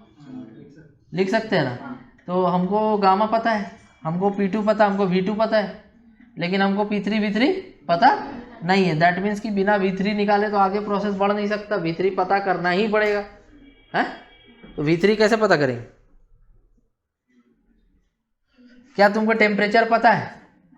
क्या तुमको यहाँ का वॉल्यूम पता है? क्या तुमको यहाँ का वॉल्यूम पता नहीं? तो क्या तुम ये जानता है? तो इससे तुमको यहाँ का टेम्परेचर निकल जाए, यहाँ का वॉल्यूम निकल जाएगा। अब यहाँ का वॉल्यूम आ गया तो प्रेशर भी आ जाएगा। सब निकल गया, सब निकल गया। फॉर्मूला जानते हैं, वर्क डन इन आइसोबेरिक होता है P डेल्टा V, निकल जाएगा। वर्क डन इन एडियाबेटिक होता है P2 V2 minus P1 V1 by 1 minus gamma. हो तो क्या? नहीं समझ आया? ये पूरा सॉल्यूशन है। अब बना दे क्या? घर में ट्राई करेगा क्या? आंसर लिखिए, घर में ट्राई करना तुम लोग, ठीक है ना। नहीं बनेगा तो अगले दिन तो हम है ही, है ना। जो तुमसे नहीं हो ला के मेरे ऊपर लाद दो तुम, है ना। तो यहाँ पे तुम्हारा जो वॉल्यूम V3 होगा वो होगा 80√2 लीटर। लिख लो सारा मिलाना जाके। वॉल्यूम V3 जो है ना वो होगा 80√2 लीटर, ठीक है, हो गया। उसके बाद जो प्रेशर है, प्रेशर क्या है? P3। तो प्रेशर P3 हो जाएगा तुम्हारा, प्रेशर P3 इजिली nRT/V से भी आ जाएगा। सब कुछ पता है तो nRT/V लगाना बेटर है ना जी। तो प्रेशर P3 तुम्हारा है 44,000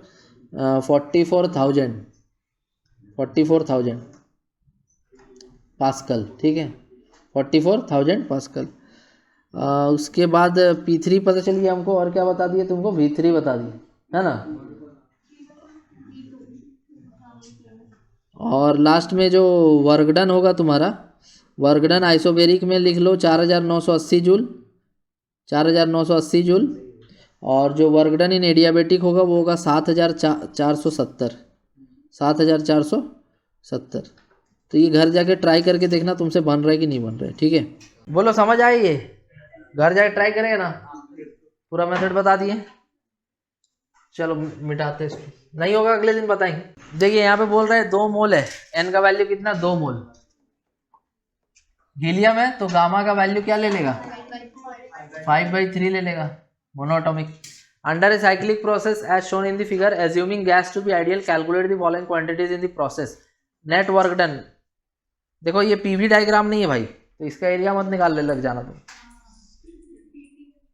पी और टी का ग्राफ है ये। Net change in internal energy और net change in heat energy, ये 3 चीज निकालना है। नेट वर्क डन निकालना है, उसके बाद net change in internal energy, net change in heat energy. देखो तुम्हारा प्रोसेस ए से बी कैसा प्रोसेस है यहाँ पे, आइसोबेरिक। तो आइसोबेरिक प्रोसेस में जो मेरा वर्क डन होता है वो होता है पी डेल्टा वी, यही होता है ना। तो पी डेल्टा वी को एन आर डेल्टा टी भी लिख सकते हैं, अरे P V equal to N R T के हिसाब से। तो देखो एन हमको पता है, आर हम जानते हैं, डेल्टा टी 300 से 400, तो फाइनल माइनस इनिशियल लिखेगा, ठीक है। चलो अब बी से सी कैसा प्रोसेस है, आइसोथर्मल। टेम्परेचर कहाँ चेंज हुआ है, ना ग्राफ आगे गया ना पीछे गया, ग्राफ ऊपर से नीचे आया तो जो टेम्परेचर था वही है ना। तो इसमें तुम लिख देगा N R T L N P initial by P final. N पता है, आर पता है, टी पता है 400, पी इनिशियल हमको पता है 2 है और पी फाइनल 1 है, समझ गए। थर्ड वाला में सी से डी जाएंगे। सी से डी क्या हो रहा है, प्रेशर चेंज हो रहा है, नहीं हो रहा है, आइसोबेरिक है। फिर इसको लिख देंगे एन आर डेल्टा टी।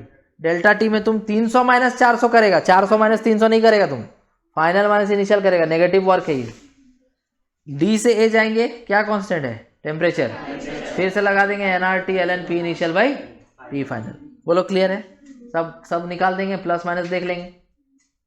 देखो इसमें प्लस, इसमें दोनों माइनस होगा, उसमें दोनों में प्लस होगा, क्योंकि उसमें तुम करेगा 400 माइनस 300 ए से बी में, और बी से सी में क्या करेगा, P initial by P final. तो पी इनिशियल 2/1 तो पॉजिटिव ही रहेगा। सी से डी जब करेगा तो 300 माइनस 400 करेगा एन आर डेल्टा टी, तो नेगेटिव आएगा। डी से ए करेगा तो P initial by P final करेगा तो 1/2 करेगा, वो नेगेटिव आएगा। तो ये दोनों वर्क हो जाएगा, ये वाला नेगेटिव हो जाएगा, ये नेगेटिव हो जाएगा, और ये पॉजिटिव हो जाएगा, ये पॉजिटिव हो जाएगा। सबको जोड़ देना, टोटल वर्क डन आ जाएगा। पहला प्रोसेस में ए से बी में क्या बताया, कौन सा formula, N R delta T, और इसमें N R T L N, ठीक है।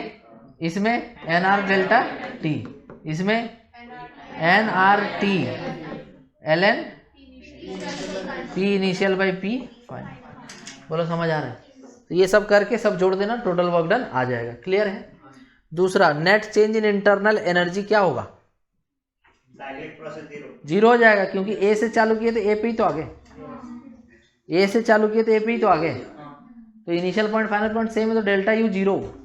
तीसरा, जो हीट एनर्जी वर्क डन के बराबर हो जाएगा, समझ गया, heat energy will be equal to work done because delta U is zero. तो इसका आंसर हो जाएगा 1150 joule. Next, n moles of a monatomic gas is carried round the rectangular cycle ABCDA as shown in the diagram. The temperature at A is T0. Find the thermodynamic efficiency of the cycle. Efficiency का formula क्या था, work by heat, यही था ना। तो work देख लेंगे, heat देख लेंगे, ध्यान से देखो, ध्यान से देखो। ए से बी जा रहे, कैसा प्रोसेस है, वॉल्यूम कांस्टेंट है, ये आइसोकोरिक प्रोसेस है ना। तो आइसोकोरिक प्रोसेस में वर्क डन जीरो होता है, तो दैट मीन्स कि इसमें केवल हीट गिवन डेल्टा क्यू ही निकलेगा ना। तो डेल्टा क्यू ए से बी इक्वल टू किसके बराबर होगा, डेल्टा यू ए से बी। बोलो समझ आ रहा है, हाँ। इसमें प्रेशर चेंज हो रहा है, ए से बी में प्रेशर क्या हो रहा है, चेंज हो रहा है, लेकिन वॉल्यूम चेंज नहीं होने की वजह से वर्क क्या हो गया, जीरो हो गया। तो अगर हम डेल्टा क्यू ए से बी निकालना चाहते हैं तो हम क्या लिखेंगे, N C V delta T, यही लिखेंगे ना। और हमको अगर फॉर्मूला याद है तो पी वी इक्वल टू क्या होता है, एन आर टी होता है, यही होता है ना। तो यहाँ पर जैसे हम देख पा रहे हैं कि वॉल्यूम कांस्टेंट है, वॉल्यूम क्या है, कांस्टेंट है, और प्रेशर क्या हो रहा है, चेंज हो रहा है, ये कांस्टेंट है, ये कांस्टेंट है, वॉल्यूम भी क्या है, कांस्टेंट है। तो प्रेशर क्या हो रहा है, चेंज हो रहा है, कितना से कितना हो रहा है, पी नॉट से 2 पी नॉट। तो टेम्परेचर कितना हो जाएगा, डबल हो जाएगा ना, जो भी टेम्परेचर यहाँ था उसका डबल हो जाएगा। नहीं समझा, प्रेशर डबल हुआ तो टेम्परेचर भी डबल, क्योंकि बाकी सब क्या है, कांस्टेंट है। चलो यहाँ पे प्रेशर कितना है, पी नॉट, वॉल्यूम कितना है, V nought, equal to number of moles N है, आर इंटू टेम्परेचर कितना ले लेते हैं, टी नॉट। तो टी नॉट इक्वल टू क्या आ जाएगा, P not V not by N R आ जाएगा ना। और यहाँ जाएंगे तो टेम्परेचर हो जाएगा 2 टी नॉट, तो चेंज इन टेम्परेचर कितना होगा, टी नॉट। तो लिखो डेल्टा क्यू ए से B equal to N C V कितना लेंगे इसका, 3R/2 मोनोटॉमिक गैस, और डेल्टा टी टी नॉट के बराबर कितना है, T naught P not V not by N R. बोलो यहाँ तक ठीक है, एन आर कट जाएगा यहाँ से, तो यहाँ से डेल्टा क्यू ए से बी कितना आ जाएगा, 3 P not V not by 2। यहाँ तक किसी को डाउट है जल्दी बोलो, चलो वेरी गुड, बहुत अच्छा। उसके बाद दूसरा, बी से सी जा रहा है, प्रेशर चेंज हो रहा है, नहीं, वॉल्यूम चेंज हो रहा है, हो रहा है। तो प्रेशर चेंज नहीं हो रहा है, वॉल्यूम चेंज हो रहा है। तो यहाँ पर तुम्हारा वर्क डन हो रहा है कि नहीं हो रहा है, हाँ वर्क डन तो हो ही रहा है, वर्क डन हो रहा है ना। तो अगर यहाँ पर मेरे को डेल्टा क्यू निकालना है तो डेल्टा क्यू इक्वल टू क्या हो जाएगा, कहाँ से कहाँ तक, बी से सी तक, N C P delta T, यही होता है ना, N C P delta T. तो यहाँ पर डेल्टा क्यू बी सी हो जाएगा तुम्हारा एन सी पी कितना होगा, 5R/2। डेल्टा टी देखो कैसे निकालेंगे, यहाँ का टेम्परेचर कितना था, 2 टी नॉट, और आगे सी पे चले गए, हम कहाँ चले गए, सी पे। तो जब हम यहाँ से यहाँ जा रहे हैं तो यहाँ का वॉल्यूम कितना है, 2 वी नॉट, यहाँ का प्रेशर कितना है, 2 पी नॉट, यहाँ का वॉल्यूम कितना है, वी नॉट, यहाँ का प्रेशर कितना है, 2 पी नॉट, यही है ना। तो हम यहाँ से लिख सकते हैं ऐसे, देखो यहाँ लिखे, यहाँ पे लिख सकते हैं बी पे pressure into volume equals to N R into temperature at B, नहीं लिख सकते। यहाँ पे लिख सकते हैं, देखो pressure into volume equals to N R into temperature at C. दोनों में क्या देखो तो क्या तुमको लग रहा है, वो 2 पी नॉट वी नॉट है और ये क्या है 4 पी नॉट वी नॉट। तो कितना चेंज हुआ, वो 2 पी नॉट वी नॉट और ये 4 पी नॉट वी नॉट, कितना चेंज हुआ, 2 पी नॉट वी नॉट। यहाँ रख दो 2 पी नॉट वी नॉट। बोलो क्लियर है, बोलो समझ आ रहा है, ठीक है। 2 कट जाएगा, हाँ बाई एन आर भी तो है रे, बाई एन आर, और एन आर भी कट जाएगा। तो यहाँ से डेल्टा क्यू बी से सी कितना आ जाएगा, 5 पी नॉट वी नॉट। बोलो समझ आ रहा है। और हाँ 2 कट गया भाई। उसके बाद वर्क डन बी से सी होगा ना, वर्क डन बी से सी होगा ना, तो क्या होता है पी डेल्टा वी, प्रेशर कितना है 2 पी नॉट, चेंज नहीं हुआ है, और डेल्टा वी कितना है 2 वी नॉट से 2 वी नॉट, तो वी नॉट कितना आ गया 2 पी नॉट वी नॉट। बोलो यहाँ तक सही है। तो बी सी का काम हो गया। अब किस में जाना है, C D, work done for C D. तो सी डी में देखो, सी डी में वॉल्यूम चेंज हुआ है, अरे यहाँ भी वॉल्यूम 2 वी नॉट, यहाँ भी 2 वी नॉट, वर्क डन 0 हो गया ना। और डेल्टा क्यू सी डी किसके बराबर हो जाएगा, N C V delta T, क्योंकि डेल्टा यू के बराबर delta U N C V delta T होता है ना भाई। तो delta Q C D equal to N C V का वैल्यू 3R/2, और चेंज इन टेम्परेचर निकालने के लिए फिर से वही कर लो, पी नॉट वी नॉट वाला बराबर कर लो। यहाँ प्रेशर कितना है पी नॉट, वॉल्यूम कितना है 2 वी नॉट, 2 वी नॉट, यहाँ प्रेशर कितना है 2 P not, volume V not. इसका प्रोडक्ट कितना है 4 पी नॉट वी नॉट, इसका 2 पी नॉट वी नॉट। तो कितना चेंज हुआ, फाइनल ये इनिशियल ये minus 2 P not V not by N R. तो minus 2 P not V not by, बोलो समझ आ रहा है, final minus initial, N R cut जाएगा, 2 और 2 कट जाएगा, कितना आ गया? 2 कट गया है, 3 minus 3 P not V not. बोलो यहाँ तक सही है? बोलो यहाँ तक सही है? किसी को भी डाउट है? चलो आपका क्या बचा? डी से ए, डी से ए करते हैं, जगह कम पड़ जाएगा। चलो ऊपर लिखते हैं, यहाँ दिखेगा। डी से ए जा रहे हैं, यहाँ का प्रेशर कितना है जी? पी नॉट, और वॉल्यूम कितना है? V not. तो अगर हमको यहाँ पर निकालना है वर्क डन, तो क्या करेंगे? P delta V. तो डेल्टा वी तो दिख ही रहा साफ साफ। Final volume V nought, initial volume 2 V nought, pressure कितना है? P nought. तो वर्क डन आ जाएगा तुम्हारा, वर्क डन इन डी से A, P into delta V, final minus initial minus V not. तो कितना आ गया? Minus P not V not. बोलो क्लियर है? बोलो क्लियर है? और delta Q N C P D T ना, N C P D T, तो एन का वैल्यू एन ही है और सी पी का वैल्यू 5r/2 होगा, और डेल्टा टी कितना है? अभी निकाले तो देखो ना, प्रोडक्ट देखो, प्रोडक्ट कितना है इसका? 2 पी नॉट वी नॉट, इसका कितना है? पी नॉट वी नॉट, यही है ना? तो अगर हम देखें तो कितना चेंज हुआ? Minus P not V naught change हुआ है, अपॉन एन आर भी तो रहेगा। तो minus P not V naught upon N R, N R cut गया, तो यहाँ से डेल्टा क्यू कितना आ गया? Minus 5 P not V not by 2, यही रहेगा ना? चलो हो गया खत्म, इतना कर लिया ना। अब सबको एक जगह देखते हैं, मेरा टोटल वर्क देखते हैं। Total work, total work, total work,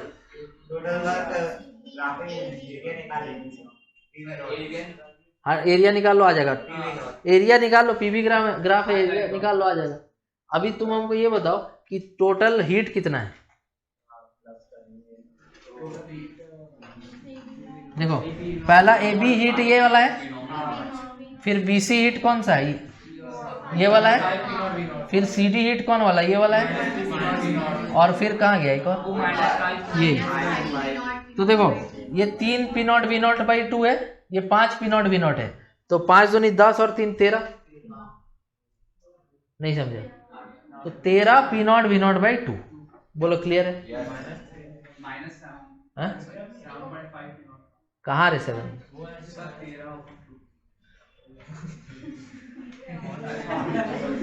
अच्छा ठीक है, वो चल गया। एक बात बताओ, जो एफिशिएंसी का फॉर्मूला था उसमें साफ साफ लिखा हुआ था work done by heat input. देखो पलट के, work done by heat input, total work done by heat input, यही था ना? तो जो हीट प्लस में दिख रहा है वो इनपुट है, हीट इनपुट है, तुम हीट दे रहा है, और जो हीट माइनस में दिख रहा है वो हीट आउटपुट है। तो जब हम एफिशिएंसी निकालेंगे तो माइनस वाला हीट को नहीं लेंगे। समझ आया? पूरा निकाल दिए हम, हर प्रोसेस में कैसे हीट निकालना है, हर प्रोसेस में कैसे वर्क डन निकालना है, सब निकाल दिए। क्लियर है? कोई डाउट है तो बोलो। प्लस हीट का मतलब हीट इनपुट, माइनस हीट का मतलब हीट आउटपुट।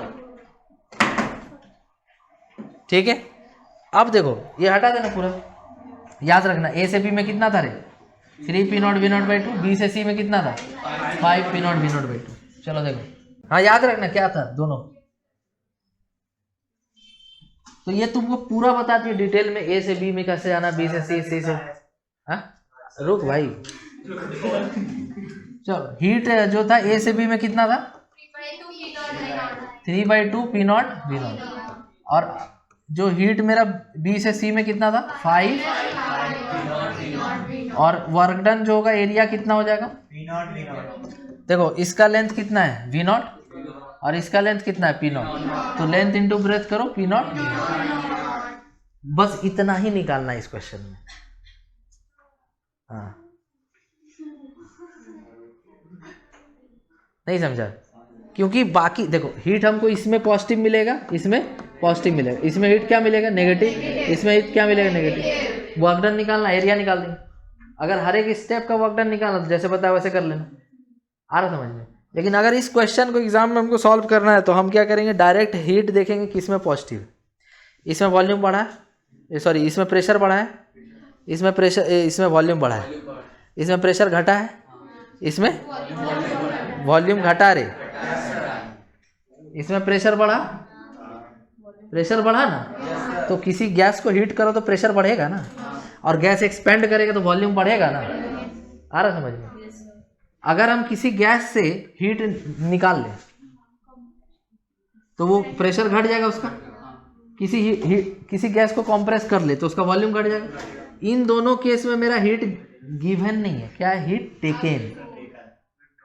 समझ रहा बात? हीट टेकन तो वो क्या होगा? नेगेटिव। और ये दोनों प्रोसेस में मेरा हीट क्या है? गिवन, तो वो क्या होगा? पॉजिटिव। तो हमको अगर एफिशिएंसी लिखना है तो एफिशिएंसी तो simply work done, work output by total work done by heat input, heat input. तो ये लिखना है ना।